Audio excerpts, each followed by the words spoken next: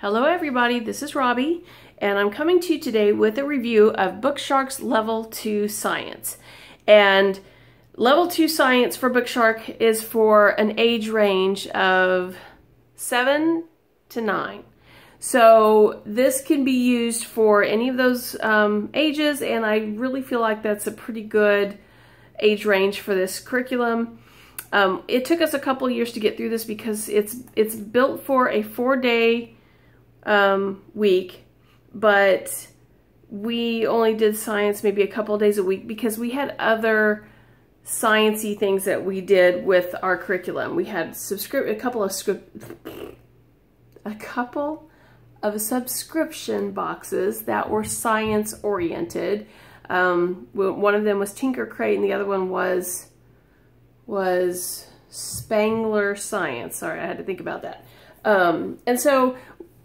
And he's also very sciencey anyway and loves documentaries and other science books. So whenever, we deviated from the curriculum, there were other sciencey things that we were doing. So we sort of took our time getting through this. So you can do it however you want because it is an age range. You shouldn't feel like you have to do it, in a specific grade and complete it all the way through. But it is set up for a 4-day week. So if you do have a day where you want to do field trips or kind of have a more laid back day where you're not just completely in your curriculum, or maybe you have a co-op or something along those lines that you do, this is a perfect layout for that because it will definitely schedule everything out for you based on a 4-day week. Or you can do a 5-day week and complete it early, why not? Do whatever you want. So let me pull these aside and kind of go through all the materials one by one so you can see them. This is also a science kit that comes with, and I'll go through that as well. But I want to start here with the instructor guide because this is sort of the bones of the program. The instructor guides, like I said, is set up for a 4-day week. You also get a set of student activity pages, which I don't have here because we completed most of those. So just know that you do get those, and this will show you small condensed versions of those pages because the answer keys are in here. So okay, so this is a random week I opened up to. It's week 8 in the instructor guide. I want to just show you how it's laid out. On the left hand side here, it gives you all the materials that you're going to be using that week. It gives you a shopping and planning list so that you can get the materials that you're going to need for the following week. In this case, you're going to need cardboard, a 2" by 6" and a 4" by 6" piece of cardboard. You're going to need a sheet of paper, a pencil, scissors, a string, or yarn. Anything else that you will need will be in the box that is included with the course that has all your science materials in it. And then for this week, the week 8, under supplies, it shows that they're going to provide the mirror that you need for the experiment this week, and then we would need to provide string or yarn, cardboard, a 1 by 8", a pencil, and a ruler. And of course that would also have been indicated on the previous week for next week: string or yarn, cardboard, 1" by 8" pencil, and ruler. So they give you a little bit of warning so that you have time to prepare. But for the most part, I mean, we've been able to just grab what we need from stuff around the house. I don't think I've ever had to go out and purchase anything. We also keep a lot of sciencey kind of stuff around the house, but I don't even really remember having to dive into any of that kind of stuff because anything that's sciencey is going to be included in the kit, which I showed you before. So then it literally breaks everything down by day. So this is your week at a glance. So on day 1, you know that you're going to use the Usborne Book of Knowledge. You're going to read pages 120 and 121. They're going to be activity sheet questions, questions number 1 through 3 from the week 8 activity sheet. If there's going to be anything from Discover and Do DVD, it'll be here, which on this day there was not. This is an optional do together, the brain teasers, which it has down here under day 1. And then, of course, it's got these other resources listed here. And you'll see that they come up, you know, later on in the week. So if it's listed here, it will come up during the week at some point. But under each day, it will literally show you which of these resources you're going to be using for that day. All right, so day 2 is, again, back into the Usborne Book of Knowledge, page 122 to 123. Activity sheet questions 4 and 5. And you notice that there's not a ton here in terms of you know, worksheet kind of work. It's mostly discussion based with a little bit of activities, a little bit of worksheets. Gosh, how do I word this? Because you're not doing worksheets, you're doing questions on the worksheet. So literally just a couple of questions from the worksheet per day, if any, okay? Good grief. All right, so I like that. I don't like a lot of busy work, and I don't think it's necessary at this age. As they get older, I've noticed that they have more questions to answer in the science with Bookshark, but for this particular level, it's you know, not a lot at all per day. Day 3, they're going to watch this Discover and Do, which is this right here, DVD. They're going to watch tracks number 53 and 54. And when you load this into a computer or a DVD player, it will show you all the different tracks, and you can select the one that you want to play, and it'll play. Interestingly enough about this, though, when you play, you can start it wherever you want, but you have to manually stop it or it'll just keep playing throughout the rest of the DVD. So just keep that in mind. You might want to, for us, I was able to tell my son, okay, we're just going to watch this one and this one and this one, or this one and this one, and then he would stop it automatically. Or sometimes he would actually want to continue because he just wanted to watch them, and of course if he did, I just let him. But that's how that works. And these experiments seem to correlate very heavily with the experiments that are in here. So when there is an experiment, you will watch it here, and then you will do the experiment. So after they've watched the tracks from this, they'll then do the science activities from the Volume 3 Usborne Book of Science Activities. So in this case, page 44 and 45.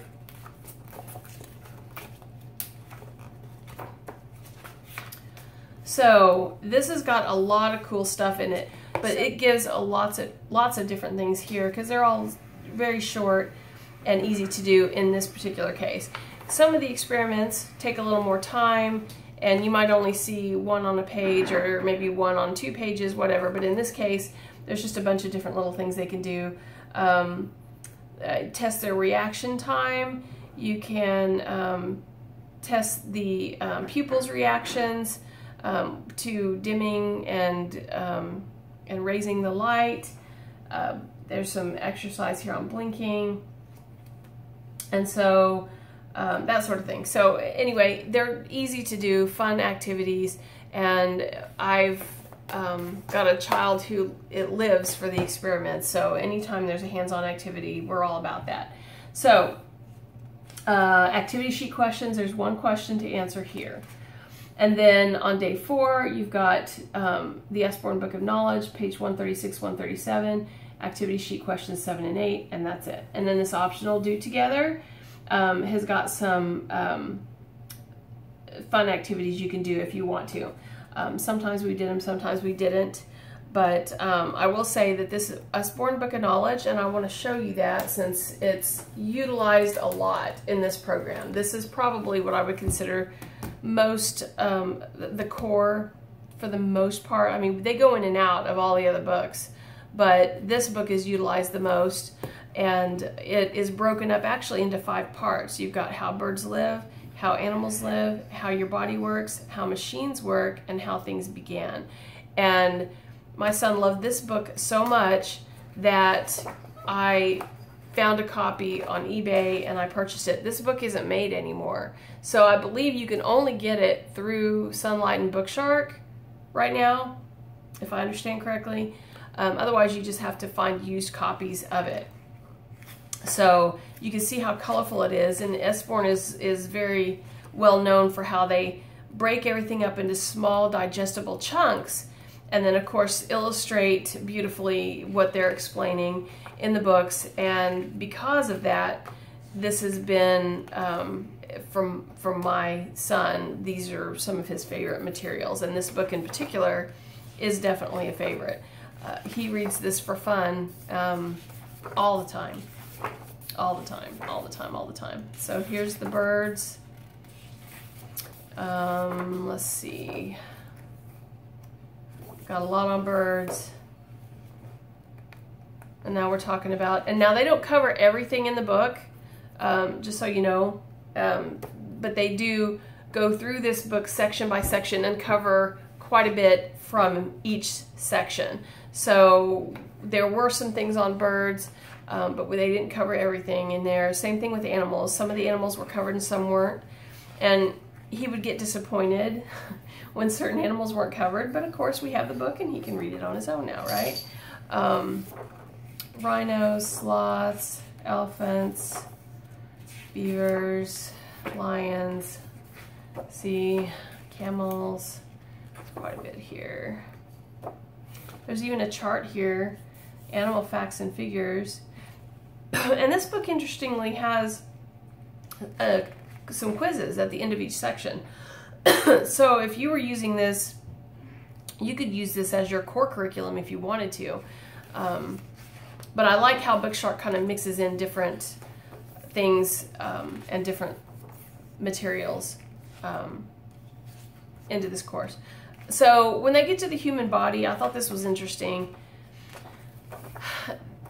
They don't show, and I don't know, some people might not like this, but I didn't really like it at first. I did bring in some other Usborne materials at the same time we looked at this, but I appreciated, the longer we went into this unit, the more I appreciated this approach. So what it's doing is it's taking the different systems of the human body and creating a machine for those systems, and then illustrating what the systems do. So this is this machine, which is obviously, you know, a pretend make-believe machine, illustrates the function of the different parts of the digestive system. And then it does have an illustration here showing the digestive system and, you know, what everything is doing and what it does. But this actually talks about, you know, the digestive juices, the enzymes, the teeth, you know, what everything is. Spit is poured into the mouth. And so it's just kind of a fun way to introduce these concepts, and, you know, helps little kids understand what these functions, what the different body parts functions are. But I also brought in other materials and kind of at the same time showed him what these represented and what parts, you know, they represented in real life. But and this does go into reproduction, but they don't, for some reason I want to say they don't go into the reproduction in the science course. But okay, so I found where we started the human body,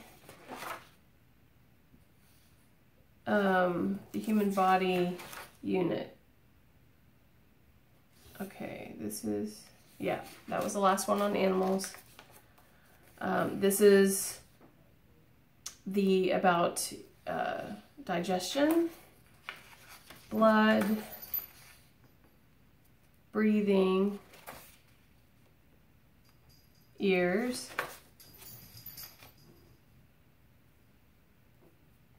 eye,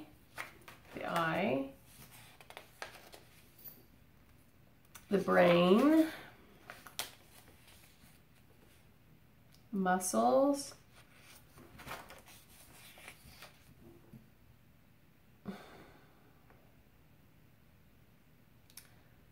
cleanliness, keeping clean. Okay, so we're back to the birds. But if your kids like to explore science books, they will have an introduction to reproduction, human reproduction. And it's going to go into a little bit of detail, but it's going to use these cartoony machines to illustrate it. So you'll have to decide if you want your children to have access to this information. They also show how the baby forms inside the womb and how the birth happens. There's even an illustration here. So I do want to give you a heads up on that. And I can tell you my son's read this stuff, but he still has not been given the official talk. He does understand that animals mate, but the process of how that happens, he does not understand.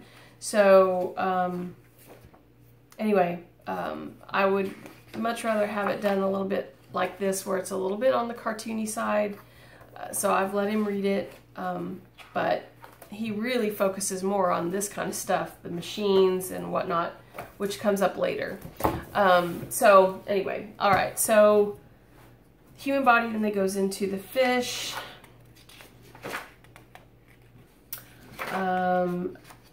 I didn't say fish. I didn't mean fish. I said fish. I meant birds.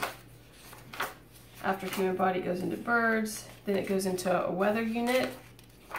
And that's when they go into this book here, the DK I Wonder Weather book. This was an excellent book.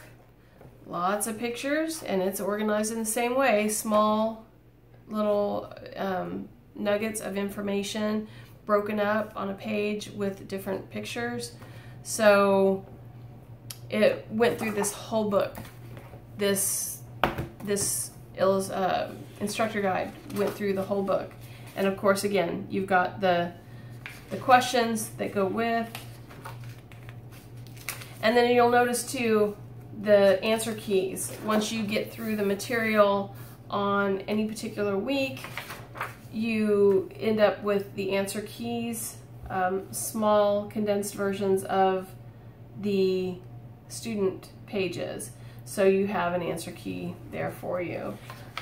Let's see here. After the weather unit, they go into the Inside the Earth, and they use the Magic School Bus book for that. And there's not a whole lot of time spent on this, but what was there I think was really interesting. So again, these, if you're not familiar with the Magic School Bus, they take a trip inside the Earth, you know, through the Magic School Bus, and they get to look inside and talk about all of the things that they find. And it's a really fun, engaging way to learn this kind of material. So we really enjoyed the Magic School Bus there, and of course it walks you through everything with the activity pages. Then we go back to the Usborne Book of Knowledge, and we talk about the different machines, flying machines, racing machines, machines that build buildings,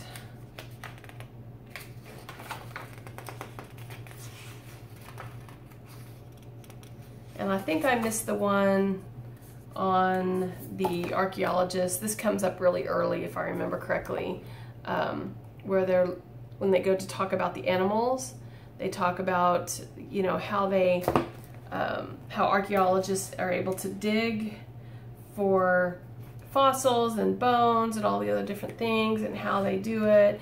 So I missed that because I kind of flipped really quickly through the animal section. Then we go into a physics unit.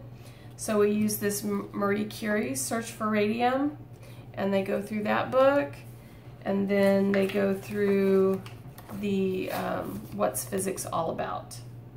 And during this time, they're doing weekly experiments on electricity. During the time when they're going through, especially the machines, I remember for sure, because there wasn't any real any experiments really to go with that unit. So they would, every Friday would be, I say Friday, whatever, I'm sorry, day 4 would be about electricity. So like you can see electricity and water, page 14 and 15, and that's in this science activities book. They did some cool experiments on electricity.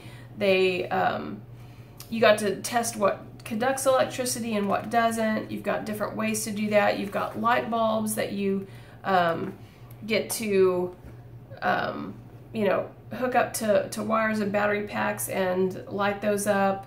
You make your own switch so that you can turn it on and off. You can connect 2 light bulbs. You get to make an electromagnet, which was really cool. So anyway, there's lots of fun experiments to do with that during times when there really isn't any, you know, experiments to go along with the unit. They just sort of take one day a week and talk about electricity. And we've used a lot of these materials, but a lot of these materials are also reusable. So this is the packing list that comes inside the box.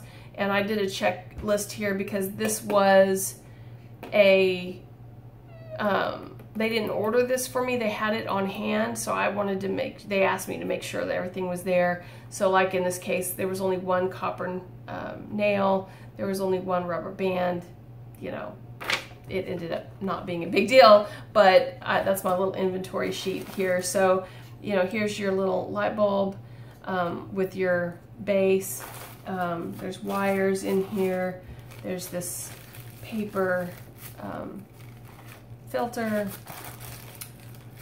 Here's some of those materials, some tape, some glasses, thermometer. Here's your wires. This is from our electromagnet that we did. There's some clay. There's a marble and another light bulb. Oh, I have one of these. At first I thought this was mine. I'm like, wait, this doesn't look like mine. So I don't know where this experiment came from, because this looks like it fits like a C or a D battery. I don't remember doing that or using it. This is our little switch that we made. Balloons, a little bit of glitter here. So yeah, we didn't use everything. You know, once in a while we did, I want to say we did a lot of experiments, but it looks like we didn't do them all. And I know there were a few times when he was content to just watch them here and didn't really want to do them, but that didn't happen very often because he loves to do experiments. So, all right, that's pretty much it. I don't know if you figured this out, but we really enjoyed it. We really enjoyed this. I have a very visual learner, so for us this was a really good fit. These books are very visual. They have, again, lots of pictures, small chunks of information.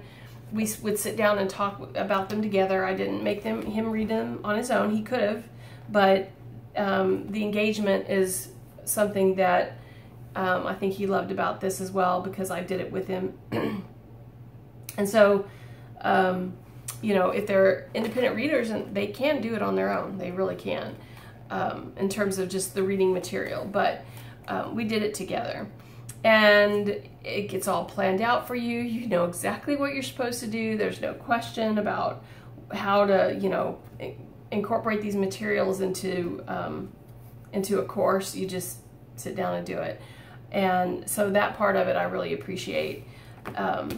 Also, because it has the experiments, it's got the hands-on component too. So I felt like it was a really good mix of hands-on and visual learning. And so, and the work that went with it in terms of the activity pages, you know, only a couple of questions a day.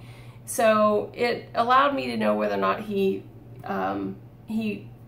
actually retained what he learned, but it wasn't overwhelming. So, Okay, so that's it. I'll quit talking. And thank you so much for coming to visit my channel today. If you like this kind of content, please do, as usual, subscribe and click the notification bell. You know, give me a little likey, and that's it. I will be bringing more material soon, and thanks for coming. Talk to you later, and have a great day.